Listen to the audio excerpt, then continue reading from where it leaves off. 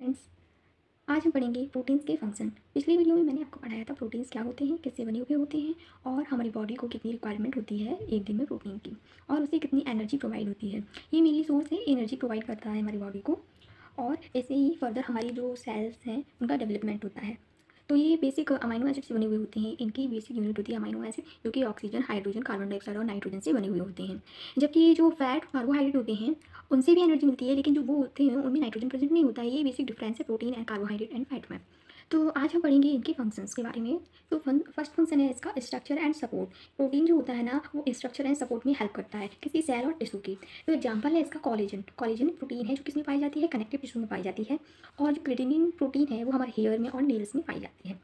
Repair and maintenance, ये क्या करता है, मेंटेनेंस करता है, और जो भी सेल वगैरह डैमेज वगैरह टिश्यू हुई इनको का रिपेयर भी करने का काम करता है। इसका of damage tissue, collagen form connective tissue that help close and strengthen wound. ये क्या करता है, देखो मेंटेन, ठीक है, स्ट्रेंथ प्रोवाइड करवाता है, ठीक है। ग्रोथ और डेवलपमेंट में भी प्रोटीन बहुत इंपॉर्टेंट होती हैं, क्योंकि इसी से ही हमारी सेल्स होती है उनकी ग्रोथ होती है, डेवलपमेंट होती है। सिंथेसिस ऑफ हीमोग्लोबिन, हीमोग्लोबिन के फॉर्मेशन में भी प्रोटीन हेल्प करता है। इम्यूनोग्लोबिन जैसे कि एंटीबॉडी जो हमारी बॉडी में पाई जाती है वो भी क्या है, एक प्रोटीन्स होती हैं। Clotting factors, plasma protein etcetera, ये सब चीज़ें जो भी है वो प्रोटीन के हेल्प से ही क्या होती हैं, सिंथेसिस होती हैं। एंजाइमेटिक एक्टिविटी, जो भी एंजाइमेटिक एक्टिविटी होती है ना, उसमें भी प्रोटीन्स का बहुत रोल होता है। कैसे एक्ट करती है, act is enzyme like amylase, lactase. ये क्या है, एक प्रोटीन्स हैं, अमाइलेज और लैक्टेज। जब भी कोई केमिकल रिएक्शन होती है तो उसकी इसके तेज करने के लिए रिएक्शन को, जो केमिकल रिएक्शन है उसको बढ़ाने के लिए कौन काम करता है, एंजाइम काम करते हैं। जैसे जैसे हमारे जो होता है टाइम की बचत हो जाती है और अधिक से अधिक प्रोडक्शन हो जाता है। तो अमाइलेज और लैक्टेज भी एक ऐसे ही प्रोटीन्स हैं जो क्या करते हैं, एंजाइम की तरह वर्क करते हैं, और जो भी हमारी एंजाइमेटिक एक्टिविटी है उसको इंक्रीज करते हैं। स्टोरेज, स्टोरेज के लिए भी प्रोटीन्स बहुत हेल्पफुल होती हैं। जैसे store nutrient and molecule for later use, जो भी मॉलिक्यूल होती हैं, न्यूट्रिएंट्स होती हैं, मॉलिक्यूल होती हैं, उनको क्या करके रखना पड़ता है, स्टोर कर लेती है हमारी बॉडी। और फिर जब हमें बाहर से या फिर डाइट से जो भी चीज़ें होती हैं वो हमें जब नहीं मिलती हैं, जैसे हमें फास्ट वगैरह रखा है तब, ठीक है, तो ये क्या करती है, बाद में यूज कर लेती हैं, ठीक है, लेटर यूज, ठीक है। एग्जाम्पल है इसका फेरेटिन स्टोर आयरन, यानी कि फेरेटिन के फॉर्म में जो आयरन होता है वो हमारी बॉडी में स्टोर हो जाता है। नेक्स्ट है ट्रांसपोर्टेशन।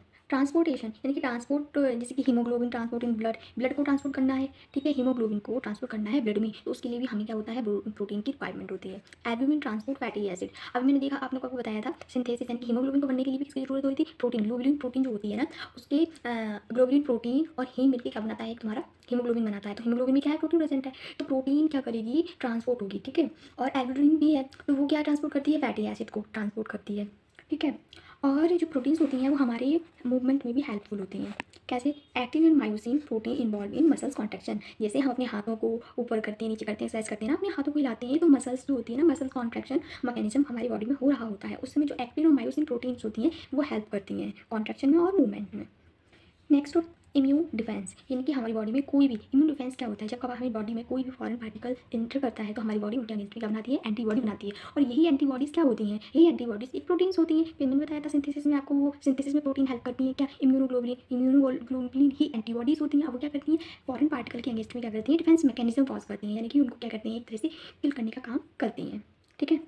हार्मोनल रेगुलेशन, हॉर्मोन्स की हमारी पूरी बॉडी में रेगुलेट करने का काम भी कौन करवाती हैं, प्रोटीन्स। प्रोटीन्स की हेल्प से हमारी जो पूरी बॉडी में हार्मोन है वो रेगुलेट होते हैं। जैसे कि इंसुलिन एग्जांपल है इसका, रेगुलेट ब्लड शुगर लेवल। जो ब्लड का शुगर है ना, पूरे मतलब बॉडी में जहाँ जहाँ ब्लड मतलब ब्लड फ्लो हो रहा है उसमें शुगर को कौन करवाता है, रेगुलेट, इंसुलिन करवाती है। और जो ग्रोथ हार्मोन होते हैं, स्टिमुलेट ग्रोथ, इनकी ग्रोथ को स्टिमुलेट करने का काम कौन करता है, ग्रोथ हार्मोन। ये भी ग्रोथ हार्मोन यही प्रोटीन है, ठीक है। और हमारी बॉडी में पीएच एंड फ्लूइड बैलेंस, ठीक है। Protein in blood plasma act as a buffer, जैसे एग्जांपल है एल्ब्यूमिन, ये भी क्या कहते हैं, बफर की तरह यूज करता है। बफर क्या होता है, तो क्या पीएच को मेंटेन करके रखता है हमारी बॉडी में। कोई भी एंजाइमेटिक रिएक्शन होगी, जब कोई भी सेल डेवलप होती है या फिर कुछ भी मैकेनिज्म हमारे और बॉडी में ऑर्गन में होता है, तो एक ना केमिकल रिएक्शन होती है, और केमिकल रिएक्शन होने के लिए एक ऑप्टिमम पीएच की जरूरत होती है। अगर हमारी बॉडी में पीएच मेंटेन नहीं होगा, जिस रिएक्शन के लिए जितना अमाउंट में पीएच चाहिए होता है, अगर वो नहीं होगा तो हमारी रिएक्शंस नहीं हो पाएंगी। रिएक्शंस नहीं हो पाएंगी तो सही से फंक्शन, ऑर्गन जो फंक्शन करते हैं वो फंक्शन नहीं कर पाएंगे, तो हमारी बॉडी क्या हो जाएगी, हमारी बॉडी में क्या हो जाएंगे, डिजीज कॉज हो जाएंगी। इसलिए जो प्रोटीन्स होती हैं वो बैलेंस बना के रखती हैं। और फ्लूइड की भी आवश्यकता होती है। फ्लूइड में हमारे बहुत सारे फ्लूइड्स आ जाते हैं, मिल हमारा जो क्या कहते हैं, ब्लड है, वाटर, ठीक है, तो इन सबको भी मेंटेन करने का काम कौन करता है, प्रोटीन्स हेल्प करती हैं। और कुछ होती हैं रिसेप्टर्स, रिसेप्टर्स की तरह भी एक्ट करती हैं, ठीक है। कुछ प्रोटीन्स पे रिसेप्टर्स प्रेजेंट होती हैं, like insulin receptor help cell in glucose. अब जैसे इंसुलिन है वो भी क्या है, रिसेप्टर सेल क्या करता है, ग्लूकोज को लेने के लिए क्या कहते हैं, हेल्प करता है। नेक्स्ट हम आगे के जो फंक्शंस हैं वो नेक्स्ट वीडियो में पढ़ेंगे और प्रोटीन्स के सोर्स क्या होते हैं वो भी मैं आपको नेक्स्ट वीडियो में बताऊंगी। तब तक के लिए थैंक यू।